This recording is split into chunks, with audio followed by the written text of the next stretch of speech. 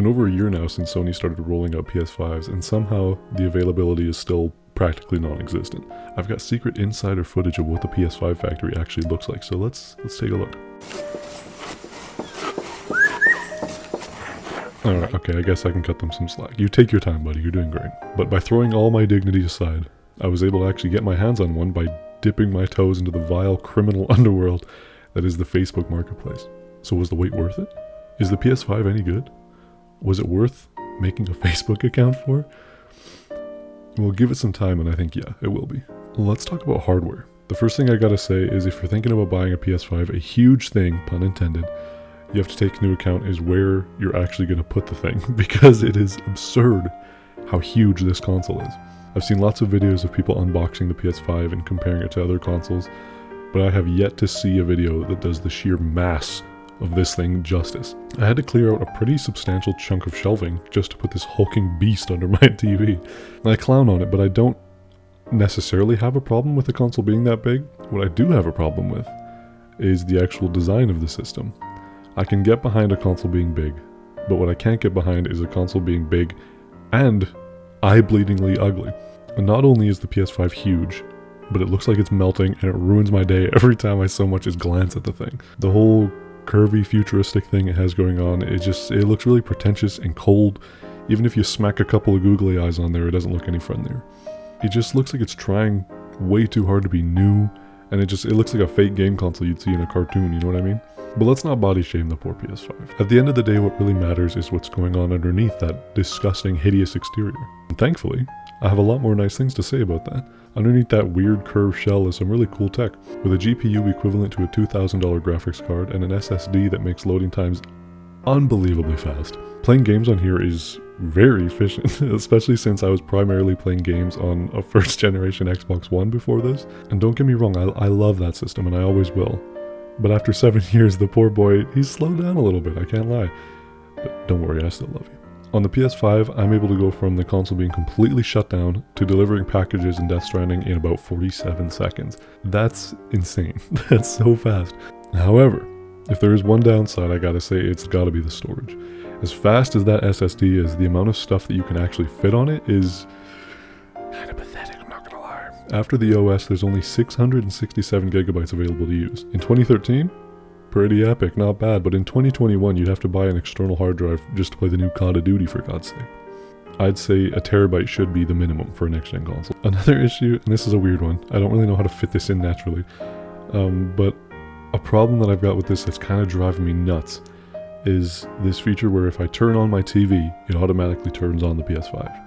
And if I want to play the PS5, awesome, very convenient, but when I want to do something else on the Xbox or the Switch, I have to go over and shut my PS5 off every single time I turn on the TV. Now, keep in mind, this could just be a me being dumb thing. There very well could be a setting to turn this off, but I, for the life of me, cannot find it. But anyway, in terms of hardware, there's one thing about the PS5 that stands out most to me, and that is the DualSense controller. For me personally, the number one most important thing to consider when buying a new console is whether or not the controller is comfortable. It doesn't matter how good the exclusive games are or how powerful the console is. If the thing that I'm using to play these amazing powerful games feels like a crusty piece of shit in my hands, I don't want anything to do with it. And that is the biggest thing I've disliked about Sony's consoles in the past. PlayStation has some of the weakest controller game in the history of mankind. I'd rather hop on a Tony Hawk Ride controller to play Shadow of the Colossus than ever pick up the hellish beast that is the PS1, 2, or 3 controller ever again. The PS4 controller, a little bit better, not gonna lie, but it still cramps up in my hand like it was designed to do so. But the DualSense is a wonderful step in the right direction. It actually feels like it was designed for human hands, which is a first for Sony. I can play Guilty Gear for hours on end without cramping up, and that's great, because that's a first for me on a Sony console. You will have to plug it in after a few hours, though, because the battery life is kind of sad. I was only able to play for 3 or 4, maybe 5 hours before it died on me. And although I prefer the offset stick layout of the Xbox, the DualSense sits in my hand so comfortably that I don't mind.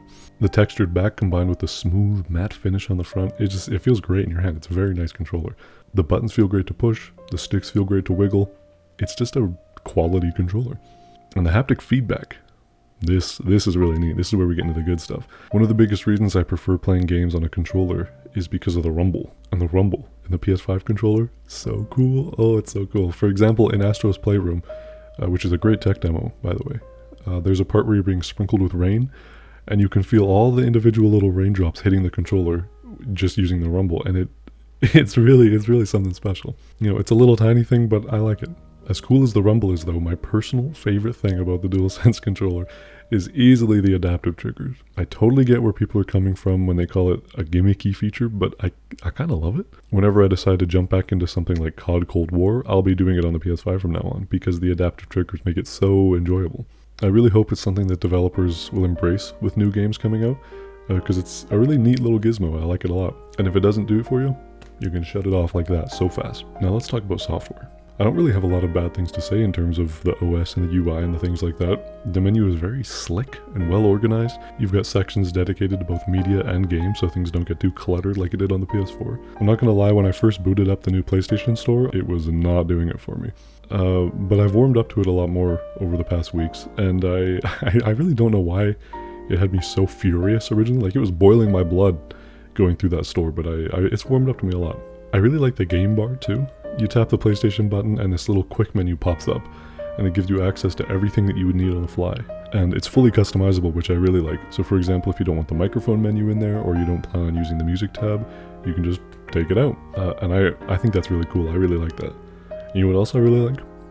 I like that if you go into your profile and go into the games tab, it tells you exactly how many hours you put into all your games. It's not important. They didn't have to put that in, and it wouldn't have been a detriment if they did leave it out, but I like knowing that thing. I don't know why. In terms of UI and whatnot, the only thing that I can really complain about is that there's no option for custom wallpapers. With the way they've got the home screen set up, there's so much room to show off the amazing screenshots that you can take with some of these games. I know some people like the whole dynamic wallpaper thing they've got going on, but it would be nice to have the option. Now, content.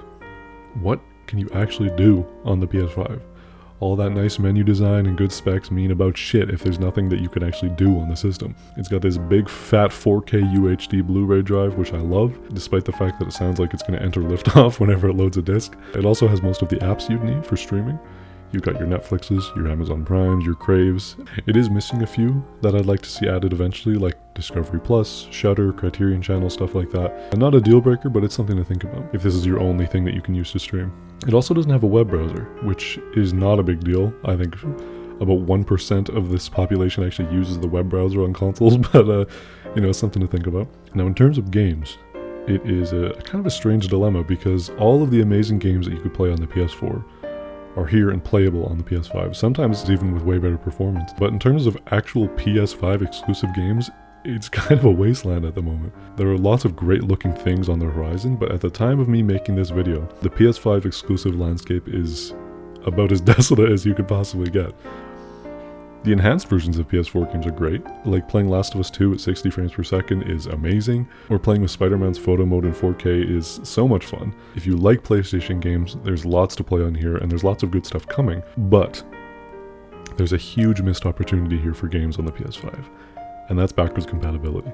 You can't play anything earlier than the PS4, and that feels like such a gargantuan waste. If the PS5 was a system where I could install and play every single Metal Gear Solid game, oh, sound the cum alarm, I would have bought that baby day one launch. I would have been there at midnight buying this thing. There are so many iconic games from PS1, 2, and 3 that would be so much better with this controller. I want to play Tokyo Jungle without having to bust out the PS3, you know? Is that too much to ask? I'm not sure why they didn't do it, but I really hope that changes. Strangely enough though, there actually is kind of a way to play select classic PlayStation games, and that's through PlayStation Now.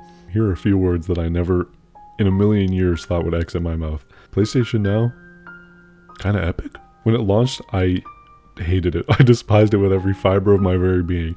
It had a teeny tiny collection of games that were playable exclusively through streaming, which out here in the Canadian wilderness was just not doable with my Wi-Fi. But now, PlayStation Now has improved a lot, I gotta say. It still has the problem of PS2 and 3 games being playable only through streaming, but the list of downloadable games is really impressive. Of course, it's all going to come down to personal preference, but in terms of the kind of games that I enjoy and the games that I would want to download through a service like this, PlayStation Now boasts a very impressive list of games to play at a very reasonable price. Actually cheaper than Game Pass. I don't know if it's as good as Game Pass, but it's definitely a way stronger competitor now than it was. So despite some of the issues that I have with the PS5, I would be lying through my teeth if I said I haven't been having a great time playing around with it. But should you buy one? At this point in time, honestly, I don't think I can recommend rushing out to get one, but I have a feeling that as time goes on and games like Ghostwire Tokyo and Little Devil Inside come out, the console is just going to get better and better and better as time goes on. At the moment, the biggest draw for me is being able to play PS4 games with a way better controller. But if you have a PS4 and you like the controller, you're really not missing out on anything too spectacular. I'd say just make sure you get one in time for Elden Ring and that epic new Bugsnax update, and you're good to go.